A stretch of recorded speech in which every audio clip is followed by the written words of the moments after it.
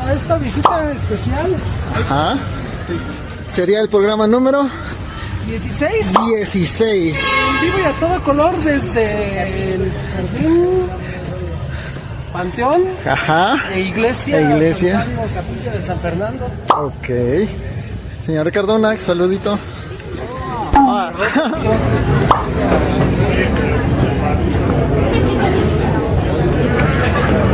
Esta es. Apenas si yo.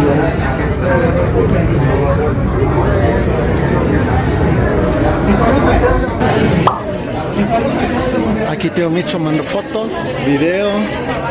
Bloopers de bloopers. Bloopers de bloopers. ¿Cuándo te come el primer susto? ¿Hoy? No, antier. ¿Ayer? Antier. Si haz de cuenta que para dormirme yo me duermo en las bancas del primer piso. Ajá. Entonces es donde están los consultorios. Están las banquitas y entre cada grupo de bancas hay un bote de basura. Pero esos de metal que tienen así como un bonito que se mueve. No sé cómo decirlo así. ¿Cómo están? ¡Bien! Bien, los escucho, ¿cómo están? Bueno, pues qué bueno que estén muy bien porque ya andamos en fecha de muertos, ¿verdad? ¿Quién sabe si todos lleguen a los festejos de muertos o a eso? Bueno, pues qué bueno que están aquí con nosotros. Vamos te voy a pedir un favor que como vamos a entrar a un museo panteón, vamos a tener mucho cuidado con las tumbas, por lo tanto no hay que sentarnos en las tumbas, porque aparte hay hormigas, entonces también lo vamos a visitar utilizando pasto y recargarnos en los barandales. Se puede caer algún, como ya está muy antiguo, se puede caer alguna piedra, alguien morir, pues ya no tenemos lugar para pegarnos aquí. Entonces, bueno, vamos a comenzar. Voy a platicarles de este lugar donde nos encontramos, que es el Museo Panteón de San Fernando. ¿Ustedes alcanzan a ver ese templo que se encuentra allá? Bueno, ese es el templo de San Fernando. En una época, los panteones, en la época novohispana, los panteones estaban en la general, en ese espacio que estaba frente de las iglesias, que se utilizaba para evangelizar. Los panteones estaban ahí. Vamos a recordar que en nuestra época prehispánica, los originarios no tenían panteones. La costumbre de los panteones llegó a partir de la llegada de los españoles. Entonces, este panteón que tenemos acá fue muy importante. Era lo que decía, estaba pensado por los vecinos. Y bueno, pues imagínense que en aquella época había la costumbre también de que la gente que tenía mayores posibilidades, pues se compraba su pedacito de cielo, porque se enterraban dentro de la iglesia. O sea, no cualquiera podía enterrarse adentro de la iglesia. Pero años después se fueron enterrando en el atrio. Lamentablemente, esto causó muchísimas enfermedades, porque los cuerpos quedaban a muy baja altura del piso. Pues los gases, todas esas enfermedades cuando llovía, los mantos acuíferos se contagiaban con los cuerpos en posición de los muertos. Entonces se hacen leyes para que la gente ya no se sepulte adentro de los panteones. Dentro de los primeros que empiezan a construir es este que tenemos acá, cambia del atrio hacia este lado. Panteones más como el Panteón de Dolores, el de la Villa. Bueno, pues fueron creciendo estos panteones. Pero este panteón va a tener una característica que van a estar con personas notables de la historia de nuestro país. Y bueno, fíjense ustedes cómo es la muerte. Resulta que en el año de 1871 se manda a cerrar este panteón, ya no había cupo y se manda a cerrar. Pero ese personaje que lo manda a cerrar es el presidente don Benito Juárez, para que vean cómo se contradictorios. Un año después, él mismo tiene para que vean cómo la historia. Pero bueno, eso ocurrió durante mucho tiempo y bueno, fueron hemos encontrado varios personajes aquí de la historia de nuestro país. Bueno, ¿ya están listos para conocer esas historias? Sí. ¿Listos? Sí. Bueno, pues que se abran las puertas de San Fernando. Vamos a entrar, venga. Ese lado. Accionen. Un saludo. ¿Ya sacó la ouija? No. Nos vemos ahí.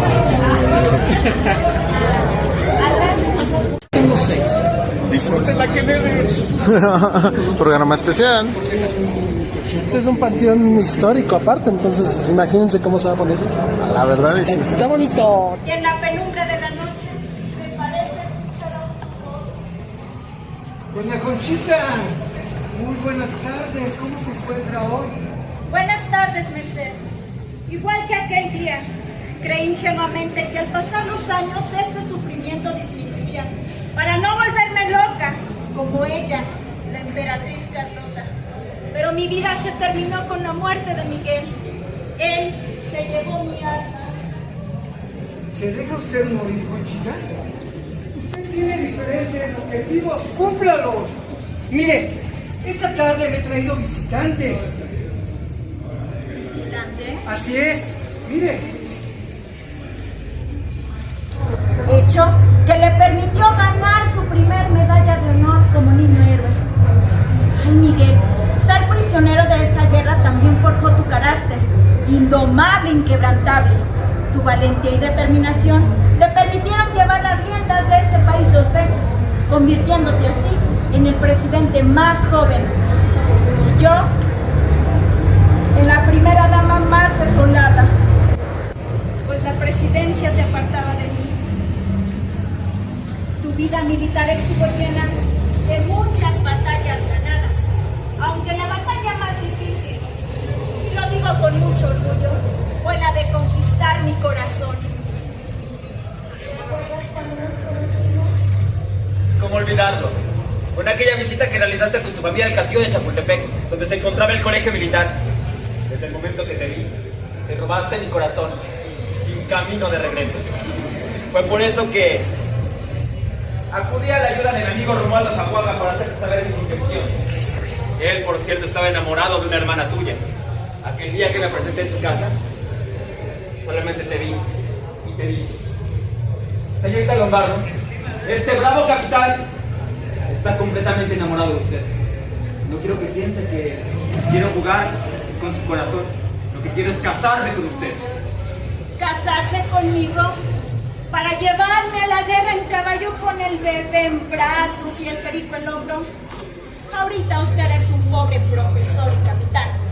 El día que usted sea general, ese día nos casaremos. Y te convertiste en uno, el general Miguel Miramón. Cuando obtuve mi grado, sabía que debía ser mi esposa. Y es por eso que fui a buscarte a tu casa. Aquella tarde, lo probé más y te dije: señorita Lombardo, vengo a presentarme. Todavía cierro los ojos y recuerdo. Venía con su traje de general, mientras yo vestía de luto por la muerte de mi padre. General Miramón, esa promesa solo fue una promesa de niños. No crea que iba en serio. Pues a mí me pareció muy en serio. Usted prometió casarse conmigo mucho antes que con ese Perry, el tal inglés. Un hombre que no me llega ni a los talones.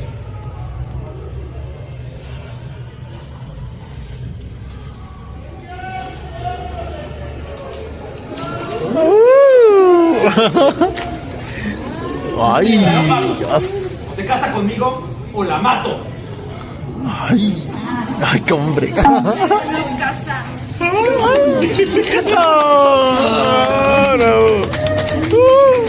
un gobierno prolífero. El emperador hizo importantes reformas en esta ciudad. Apoyó la ley indígena, de protección indígena. Creó también casas hogares para los pequeños. Además, reformó lo que es la Alameda de la Ciudad de México y creó el Paseo de la Emperatriz, mismos que ustedes hoy conocen como Paseo de la Reforma.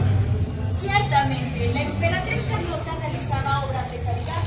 Ella creó las casas de cuna para niños huérfanos, apoyó la institución de un nuevo modelo educativo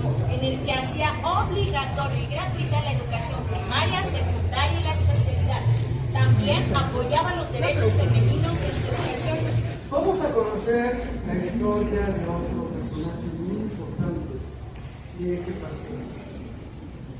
Doña Margarita, muy buenas tardes. Y el señor presidente. Mi marido se encuentra indispuesto. Esta mañana se sintió fatigado y con falta de ánimo. Ah, es una lástima. Queremos verlo, señora. Veo que vienes acompañado. Así es. Son visitantes que están interesados en conocer su historia. Buenas tardes. Buenas tardes. Mi nombre es Margarita Maza Parada, esposa del presidente Benito Juárez.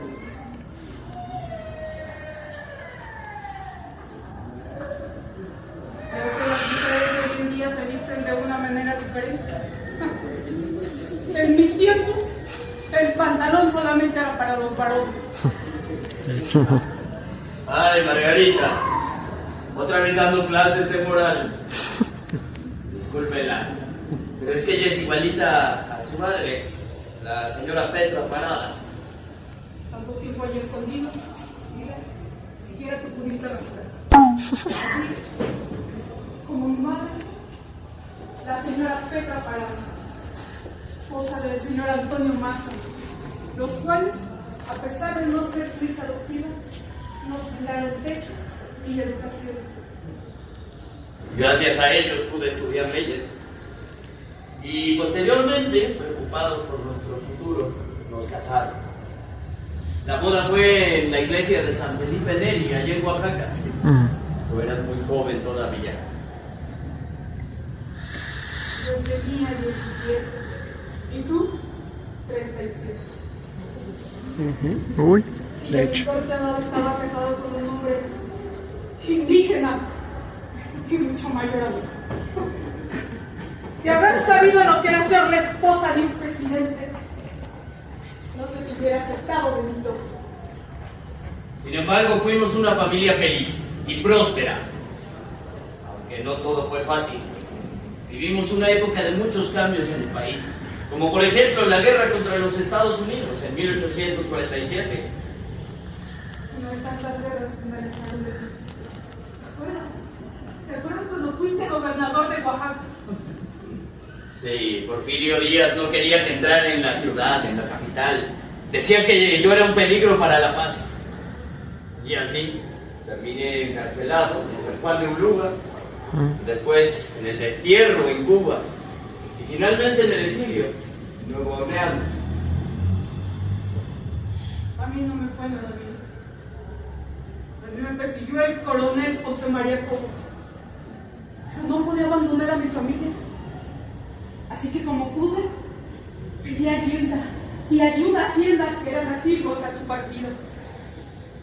Con ese poco dinero, pude abrir una tienda en Oaxaca, con la cual pude apoyar económicamente a mis hijos y a mi hijo. Él solo, en Nueva Orleans, enrollando tabaco para poder sobrevivir. Desde el ministerio publiqué la ley Juárez, esa donde abolía los privilegios de los sacerdotes y los militares que tenían sobre otras personas. Una ley que me trajo muchos detractores, pero que también hizo que me nombraran ministro de Gobernación. Trajeron a su príncipe a gobernar. Maximiliano de Habsburgo. ¿Quién diría que al suspender los pagos de la deuda externa iba a enfrentar un segundo imperio mexicano, una segunda intervención francesa? Pero fiel a mis convicciones, rechacé la invitación de Maximiliano a participar en su gobierno. Jamás traicionaría a mi patria. No, jamás. Jamás traicionarías a tu patria. Por eso, empezamos el exilio. E íbamos de estado en estado en una carrera, trayendo con nosotros una república itinerante contra un imperio Chapultepec. Jamás se había visto tal cosa. Estados Unidos fue nuestra última parada. Sin pensar, sin imaginarlo, me convertí en la representante del gobierno republicano de los Estados Unidos. Y desde ahí vi cómo caía la corona y ganaba la república. El águila republicana triunfó sobre el águila imperialista. En 1867, cuando Maximiliano fue apresado en Querétaro y entregó su espada, y fue fusilado junto a los detractores Miramón y Mejía. Y entonces yo asumí las riendas de la República. Mucha gente acompañó tu cortejo fúnebre aquí a San Fernando. Yo no fui a trabajar una semana. Nuestro amor, Margarita, era un ejemplo a seguir. Sin ti yo me sentía perdido y al año siguiente enfermé de angina de pecho. Hasta que el 18 de julio de 1872 la tos empeoró junto con los dolores. Incluso tuvieron que verter agua hirviendo sobre mi pecho para ver si reaccionaba, pero no funcionó. Después, oscuridad, nada más. Al año siguiente llegaste. Y yo, estamos aquí todos juntos. Sí. En este monumento de columnas dóricas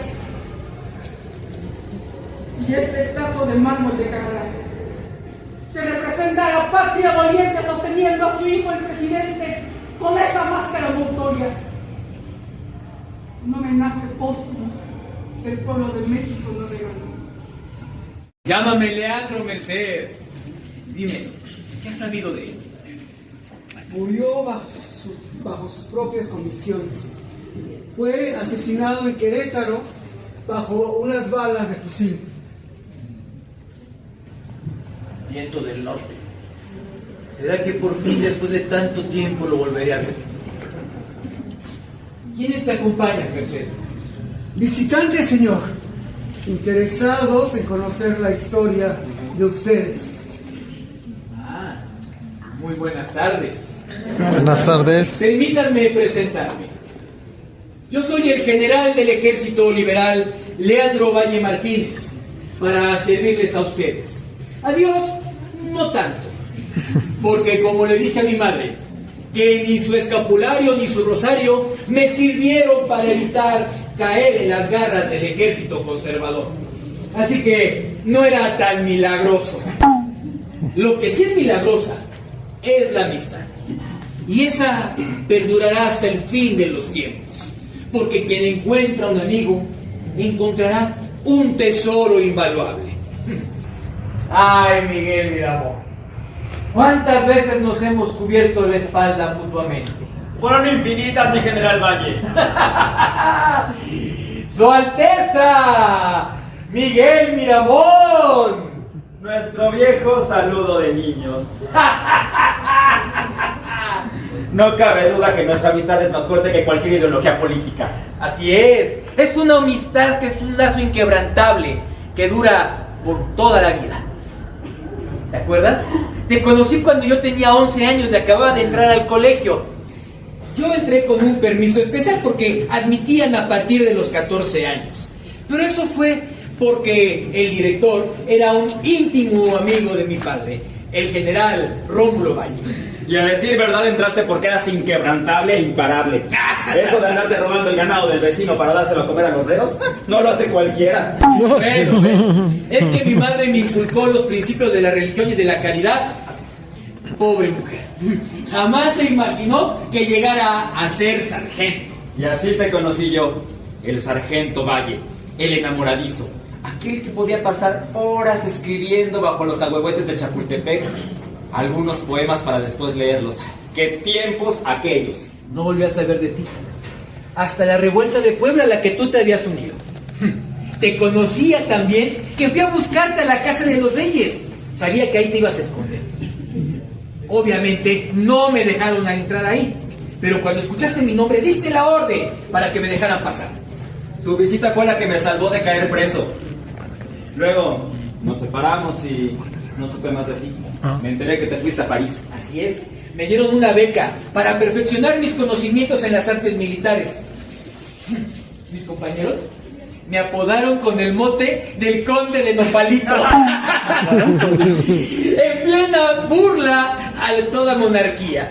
Regresé a México cuando comenzó la guerra de Reforma y recibí un mensaje tuyo, que nos viéramos en el restaurante El Refugio.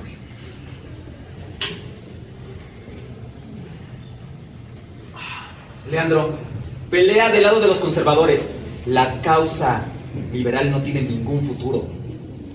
No me pidas eso. Yo soy un hombre de principios y tú lo sabes. Me niego a verte como mi enemigo. No puedo ver como un enemigo a alguien a quien le tengo un profundo cariño. Entonces pelea con los liberales y estaremos del mismo bando. No me pidas eso, Leandro. Los conservadores pusieron sus esperanzas completas en mí. ¿Y nosotros qué, Miguel? Me niego a verte como tu enemigo. Bueno, pues, hablando de la muerte, quiero hacer esta pregunta. Muy buenas tardes.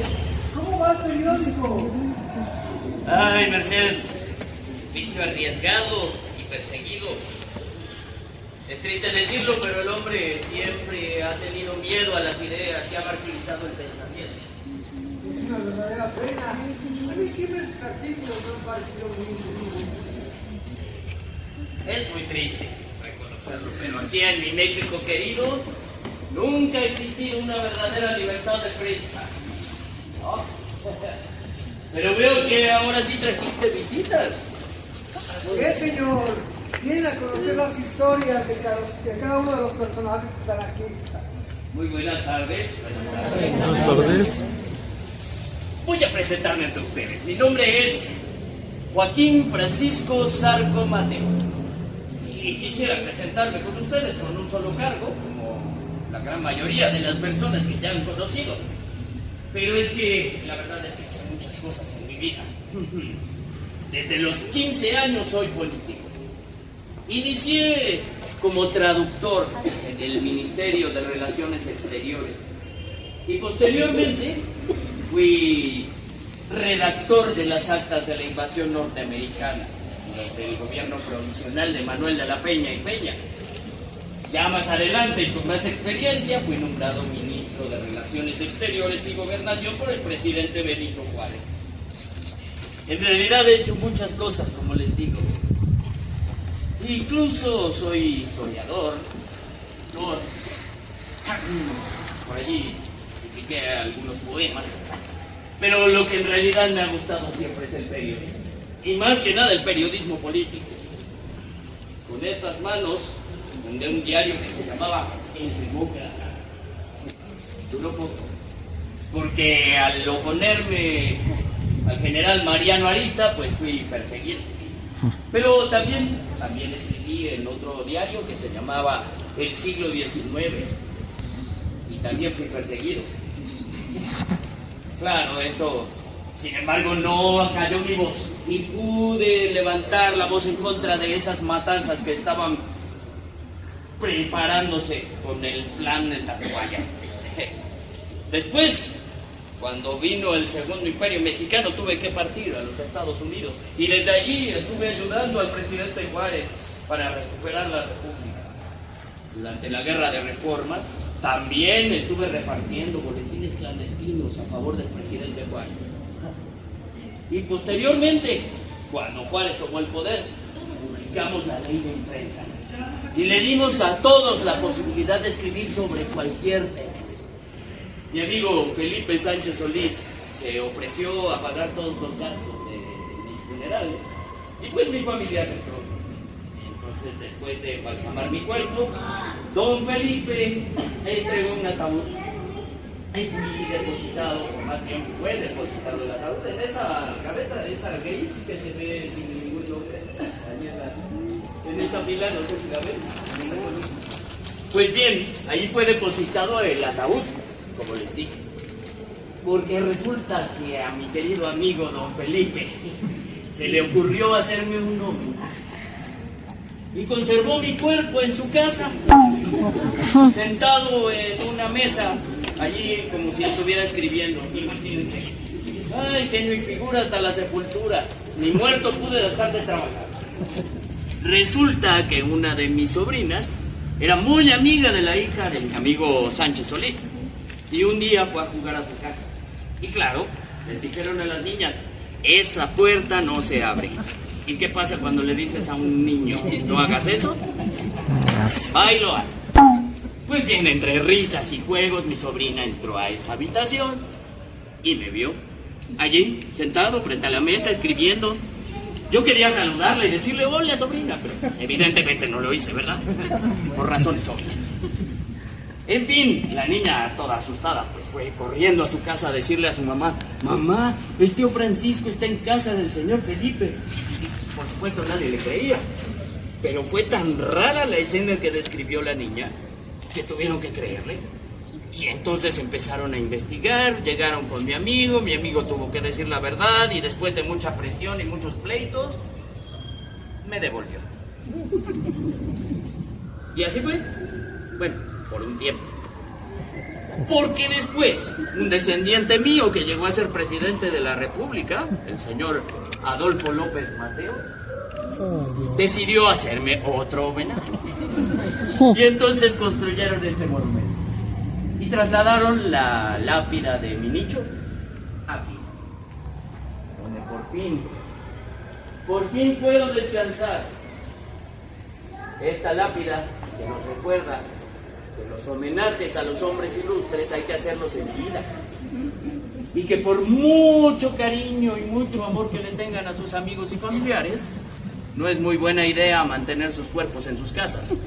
Es higiénico y antihigiénico, perdón.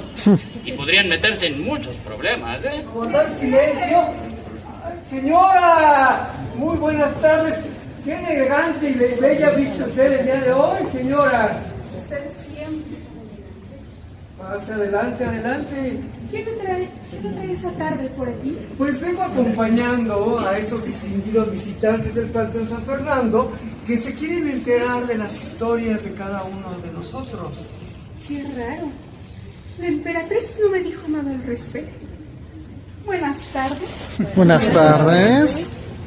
María Antonia Villamil Rodríguez de Velasco, dama consorte de la emperatriz Ana María Huerta de Iturbide. Para servirle a Dios, a la corona mexicana y a vosotros. El título nobiliario lo heredé de mi marido, José María Valdiviese, Márquez Lorca de San Miguel de Allende. Y la belleza de mi hermano. A quien Manuel Tolsa inmortalizara en la misma Virgen de la Purísima de la Iglesia de la Profesión. Así es. Mi madre es María Ignacia Rodríguez de Velasco, popularmente conocida como la famosa Abuela Rodríguez. Oh. Una mujer excepcional y de la cual se decían tantas cosas. Por ejemplo, su amigo el varón Alexander von Humboldt decía que mi madre era la mujer más hermosa de este país. Y lo era, pues el virrey en turno lo obligó a casarse para no levantar pensamientos pecaminosos a los hombres. Tuvo en total 3 maridos. Siendo yo una niña, me hablarás de tus amigos von Humboldt, el célebre explorador, Simón Bolívar, el libertador de varias naciones americanas. Siempre nos hablabas de tus amigos y de Agustín y de lo bien que la pasaba. Muchos dicen que se enamoraron, pero la verdad es que eran muy buenos amigos. ¿Que no dudó? Obviamente cuando tú le sugeriste que siguiera el ejemplo de Simón Bolívar y que se convirtiera en el libertador de México. Ay, madre, siempre fuiste una mujer que interesa. Siempre nos decías que la belleza y la inteligencia era un arma infalible. Y valiéndote de esas armas, de la hermosa belleza que te caracterizaba, hiciste amiga de los más altos mandos de la ciudad. Y un día te invitaron a esas grandes tertulias y a los bailes que se hacían en la ciudad. Y en esas fiestas te lograron contactar con un tal señor. Esta furia, esta ambición, por si alguna vez soñaba. Y si haremos, pues estamos en un mundo tan singular, en el que vivir es soñar. Y la experiencia me enseña que el hombre que vive sueña lo que es hasta despertar. ¡Merced! ¡Antonio! ¡Qué gusto verte! ¿Cómo está toda la compañía? Pues fíjate que la última vez, pues el director estaba que echaba humo por los oídos. Tan solo porque el actor suplente no se había aprendido todos sus textos en el segundo ensayo, imagínate. Ese hombre es un perfeccionista a lo lerdo. Jamás da ningún trazo escénico. El hecho de estar en el Camposanto es lo que más agradezco porque no vuelvo a ver a este fulano.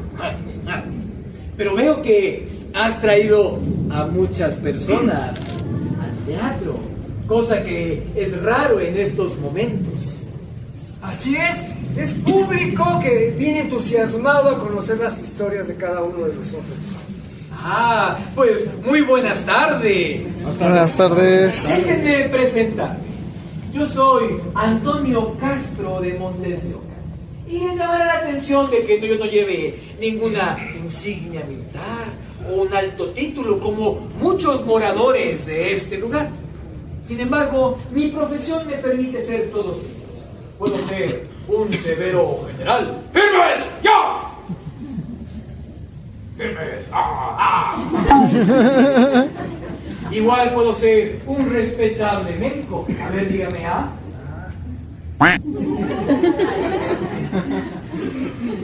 Luego le doy su receta. O puedo ser un humilde profesor. ¿8x7? ¡Aprobada! ¡Aprobada! Muy bien, eso es excelente. ¿Saben ustedes a qué me dedico? ¿Actuación? Exactamente. Me dedico a la noble profesión de la actuación. Una profesión que es muy difícil porque se requiere tener una excelente dicción, una gran voz, una memoria privilegiada, pero sobre todo mucha imaginación.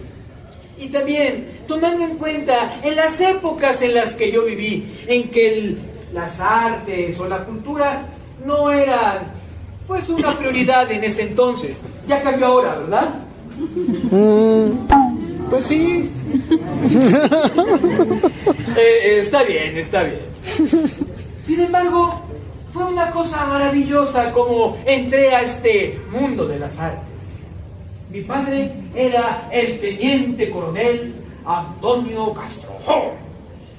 Obviamente, cuando le dije que yo quería ser actor, mi padre se puso como loco. Dijo: ¡un hijo mío no va a ser un actorcito callejero! ¡Ah! No, deja eso. Mi madre, pobre loca, cuando se enteró. ¿Cómo?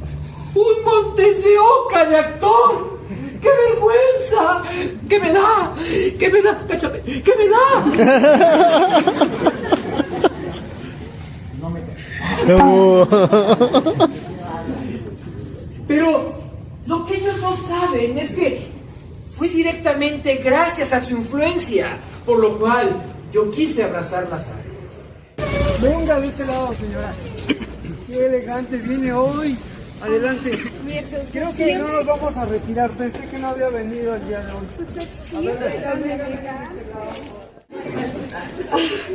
Ay, veo que ha mejorado para bien para todos nosotros. En mis tiempos solamente podíamos usar vestido. Bueno, es que era otra época. Nos habían educado diferente. Por ejemplo, cuando yo tenía 12 años, ya sabíamos cocinar, bordar, recitar poemas. Eran muy pocas las mujeres que estudiaban o leían. La mayoría estudiábamos la religión, la moral, o simplemente podíamos dedicarnos y tener una labor dentro de la familia. Ay, por lo general, en nuestra familia siempre éramos 4 mujeres. Bueno, en algunas familias. Por ejemplo, la primera hija era para la corte. La segunda era para la iglesia y dedicaba toda su vida a ser monja. La tercera hija era para sostener el linaje. Y si había una cuarta hija, era para los padres. Todos los matrimonios eran acordados desde pequeñas. La elección del marido lo hacía el padre o el hermano mayor. Normalmente siempre nos casaban con hombres mucho más grandes que nosotras. A mí, la verdad, nunca me gustaron esas costumbres. A mí me hubiera gustado casarme enamorada, consolidar una familia.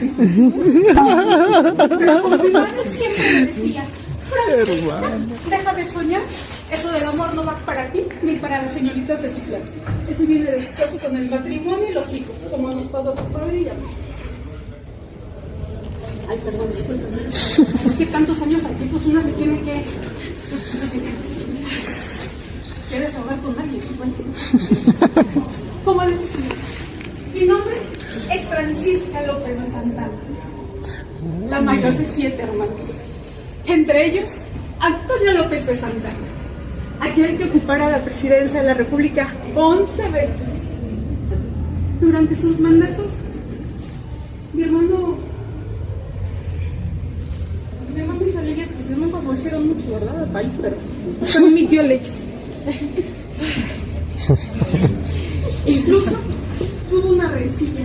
Ay, ¿de qué les platico? Ay, ¿qué? Resulta. A ver.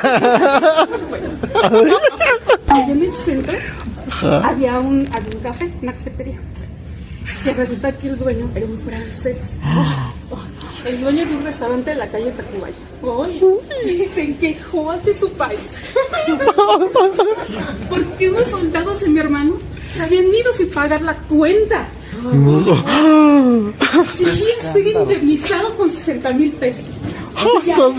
Se le llamó la guerra de los pasteles. No, pero la de San Gil, no. Pero de Tacubaya. El pobre hombre exigía ser indemnizado con 60,000 pesos. Entre otros acontecimientos, tensaba la situación con Francia, desembocando en una primera intervención hacia nuestro país. Mi hermano emitió una ley mensual. Hizo un impuesto por puertas y La ley de ventanas, las puertas y ventanas. incluso por cortinas. Y mandaba a sus lacayos casa por casa a contar cuántas cortinas tenías. Y si te pedía, obviamente, si no cumplías con eso, o eras fusilado o eras encarcelado.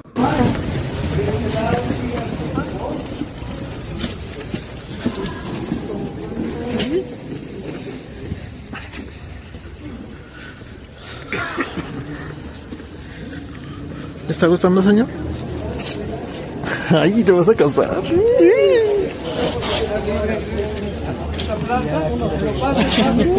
Fíjense como en casa porque algún día serán moradores eternos.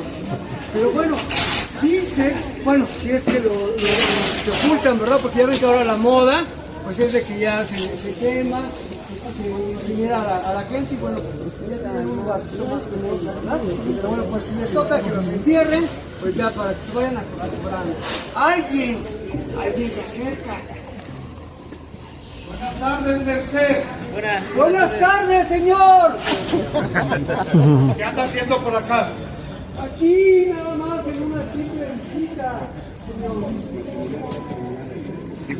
Buenas tardes. Así que trajo visitantes. Así es. ¿Qué sabe usted? Que como en estas fechas próximas a muertos, pues nos permiten tener contacto. Así es. Bienvenidos, General Ignacio Comonfort, a su servicio. Es para mí un honor recibirlos en esta mi última morada. Está un poco alejada de mi tierra natal. Yo nací en el estado de Puebla, en 1812, en plena lucha de independencia. Eran tiempos difíciles para la familia.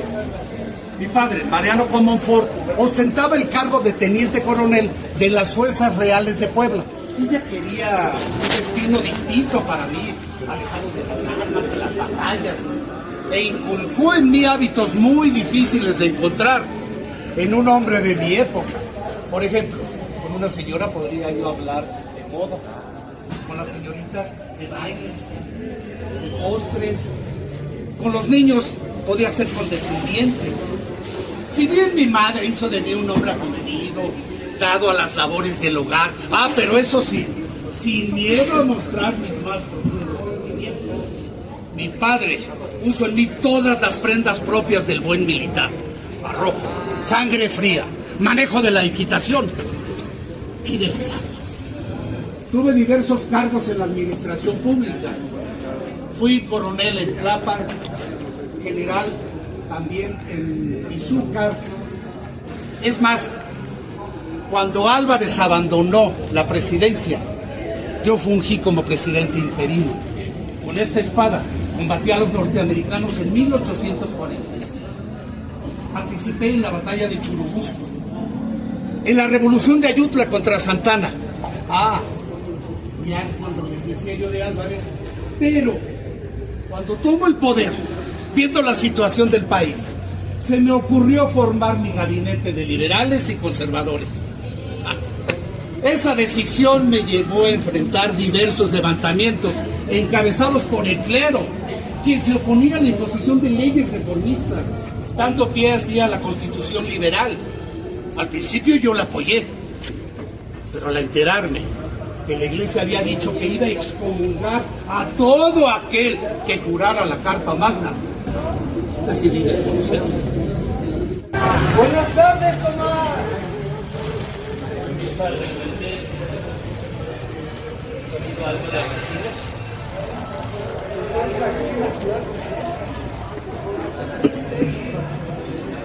Siquiera pude dejarles un nombre sin mancha. Hay cosas que no son buenas recordar, Tomás. Pero de eso vivimos nosotros, ¿no? De recuerdos. Ustedes no son recuerdos, ustedes son... Son visitantes.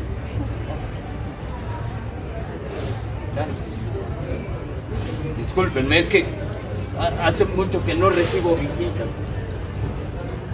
Bueno, en realidad debo decir que nunca vienen a visitarme. La verdad es que yo quisiera pensar que es porque la gente ha olvidado mi nombre, pero en realidad es que mis ideales dejaron sobre él una mancha, un perjurio que no soy capaz de repetir. Tal vez fue la suerte. Desde que nací fue en mi contra. Yo provengo de una familia muy humilde, de la Sierra Gorda de Querétaro. Pero permítanme que me presente. General de división del Ejército Imperial Mexicano, Tomás Mejía, para servirles. Les decía que provengo de una familia muy humilde. Mis padres eran de origen otomí. Y desde muy pequeño me inculcaron el valor, la dignidad, la honradez, pero sobre todo el amor a Dios y a la patria. Con mucho esfuerzo hicieron todo lo posible por enviarme a la escuela para que aprendiera a leer y a escribir. Ellos querían que yo saliera de esa pobreza en la que vivíamos. Pero es que además, mi origen indígena, mi color de piel hizo que no pudiera insertarme en una buena posición en la sociedad. Sin embargo, para orgullo de mis padres, llegué a ser general de división. Y gracias a eso pude defender a la patria en varias ocasiones, en varias batallas. Como por ejemplo contra la invasión norteamericana allá en Monterrey y en la batalla de la Angostura. Y después contra los liberales. La famosa carga de caballería de los dragones del Ejército Imperial Mexicano, allá en la hacienda de Tacubaya. Gracias a eso, mis subordinados me tomaron mucho cariño. Incluso me decían papá Tomasito. Pero bueno, las cosas fueron pasando. Y cuando los liberales tomaron el poder, yo, fiel a mis ideales, me quedé con los conservadores. Nosotros Nosotros estábamos convencidos de que México no estaba preparado para ser una república y por eso nos dimos a la tarea de buscar a un príncipe extranjero que aceptara el trono mexicano. Y así fue como llegó hasta aquí Su Alteza Maximiliano. El general Mariano Escobedo se encargó de todos los gastos de mi funeral y entregó un ataúd de los más humildes a mi esposa, quien con mucho esfuerzo logró traerme aquí a la Ciudad de México. Hasta que un alma caritativa se apiadó de nosotros. Dicen que fue Juan, pero eso nunca podré saber. El caso es que ahora descanso aquí, bajo este monumento en piedra, con una extraña estrella de David y mi nombre incompleto,